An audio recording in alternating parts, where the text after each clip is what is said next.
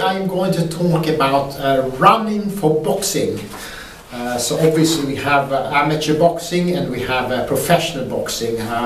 So I'm going to talk about running for amateur boxers. So amateur boxers would do 3 times 3-minute rounds. That's if you're senior. If you're a junior, you're doing shorter rounds. It could be 2-minute rounds, it could be 90-second rounds.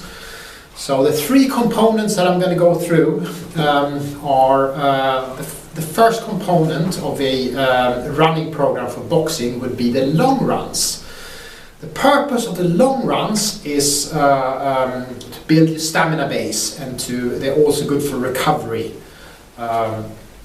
So how far should you be running when you do your long runs? I can't really answer that question. You probably don't need to do more than 5K. Perhaps if you want to do 10K, you can do it as well. But 5K should be pretty sufficient, and you should be doing that in about somewhere close to 25 minutes or faster. And what sort of pace should you be looking at when you do your long runs? So you need to find out first how fast you do a mile in. So let's say you do a mile in 6 minutes. That's your fastest mile. That's the fastest eyeballs out time for a mile. So you should be doing your long runs at about 1.5 minutes to 2 minutes slower than that. So the kind of pace we're looking at, you should be doing a mile in about, when you do your long runs, 7.5 minutes to 8-minute miles. So as I said, if you do 3 miles, 5K, that's if you do them in 8, that's about 24 minutes.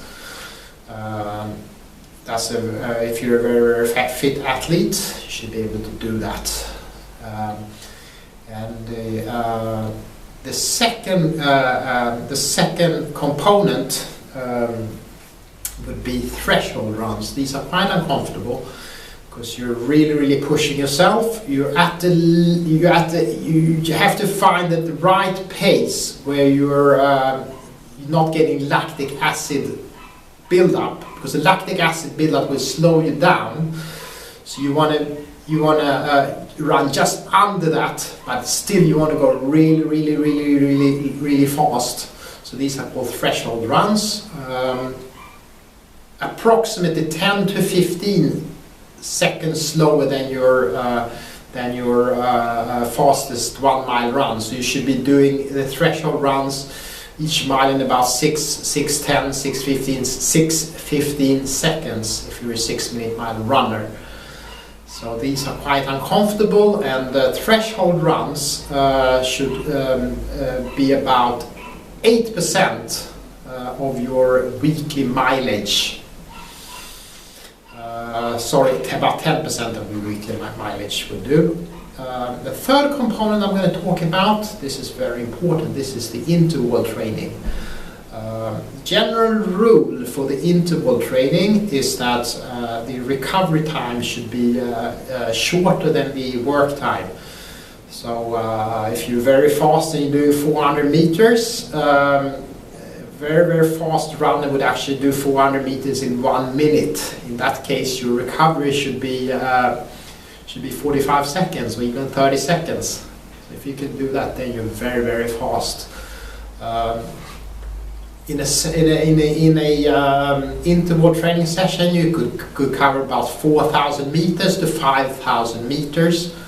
That will do. So you can do like 10 times 400 or 5 times 800. You can do 600. You can do thousands. You can mix it up as well. You can do 1,000 and maybe 2 400s at the end, or you can do 200s. Many different variations, and there's no way to say what is the best. It's all individual. Some boxers might benefit more from doing 200 minutes. The shorter recovery, obviously, we're talking about, because at 400 you should be able to do it in about 35 to 40 seconds. So then you want to have a very short recovery. You could have half a minute recovery or 25-second recovery, then go again. Now, the last thing I'm going to talk about when it comes to doing your your interval training, boxing specific. You want to make the runs boxing specific. So let's say you're doing an 800 meter run. If you're doing it for a race, you don't want to pace yourself the way you're doing for boxing, because in boxing, during a boxing match, you'll have short bursts of activity. For instance, maybe during a round you'll have 3 to 4 sustained attacks. That's when your heart rate goes really high up, and then you have a lactic acid build up and all that. So if you run for boxing, let's say you do an 800 meter run, you want to sort of slow down. So you can slow down, because 800, that's 2 laps, so you can actually slow down at the bends and then go all out during the straights. So that in 2 laps, that's like 4 short bursts. So that would be very, very boxing specific. If you're running for a race, you don't want to do it that way. If you're running for a race, you build up slowly, kick in the end.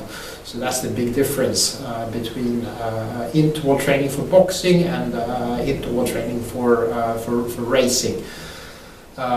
So I'm going to wrap up here, and I hope you've learned something from this, and I hope by now you should be able to create your own running program. Thank you for watching.